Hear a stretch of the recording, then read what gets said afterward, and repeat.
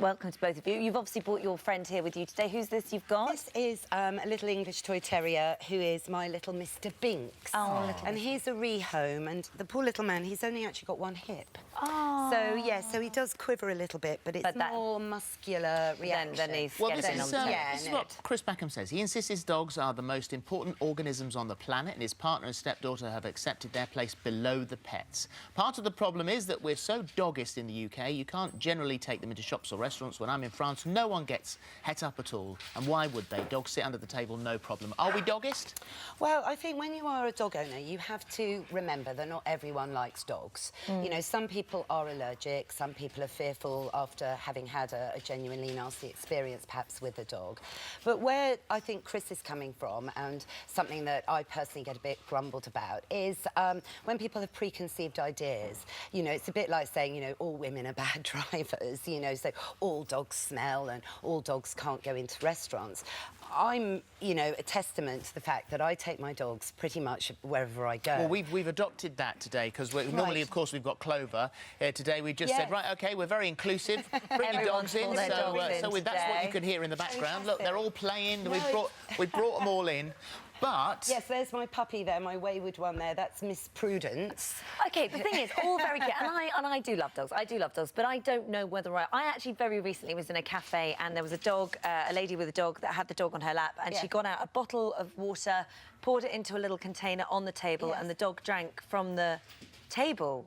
Right next to me while I was eating, like our elbows are almost touching. Right. And I was all right with it.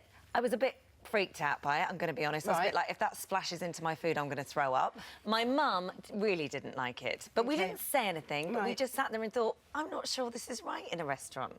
No. Would you agree? Well, I think it's barking mad what Chris Beckham is saying, and I think you calling your dogs Mr. I get the feeling that you might be somebody who thinks you're the dog's mummy, and that's where I would cross the line. Now, I have a dog at home this morning. He's got the radio on and he's in his bed. I left him with a treat, and I'll be back later, and he is best left there, because there are people with children whose children aren't happy with dogs. Let's be honest, dogs smell sometimes, even when you wash them. I think dogs, when they pass wind, are worse than when humans pass wind, and that happens. Which is not good if you're eating your lunch. No, and they also tend to clamp on, some dogs clamp onto your leg and decide that they fancy it rotten, and that is a problem as well if you're out eating. And I just think dogs are, you're in charge of them, you keep them at home and you take them out with discretion when you know that you're welcome somewhere. Absolutely, and I think some dogs are best suited to that. However, if a dog is really well trained and desensitised to going to lots of places, for example, I came in this morning on the Chiltern line with 2 dogs. It's a very dog-friendly train service. I think a lot of people don't know that you are allowed to travel on a train with dogs. I think a lot of people don't know you can go into your bank with your dog. It's not an illegal thing. The only place where it's illegal to have a dog is in the kitchen of a restaurant. Other than that, it's down to the personal discretion of the Well, you owner test of the boundaries, don't you? Because you'll take your dog, if it doesn't say no dogs, That's then right. you'll test and you'll Absolutely. walk in. I always look on the door of a shop, and we went into a health food shop yesterday in my local town. I know they're dog-friendly anyway, but I just, because I was coming on today, looked to see what signs were on the door. Obviously nothing, no smoking, fair enough. So, you know, you steam on through.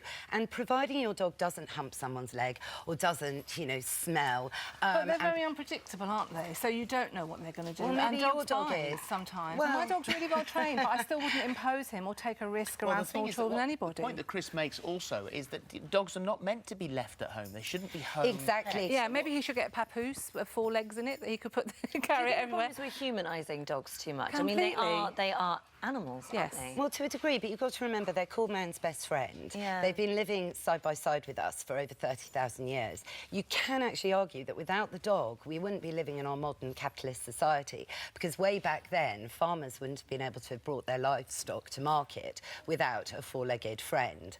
So, you know, they've guarded our houses.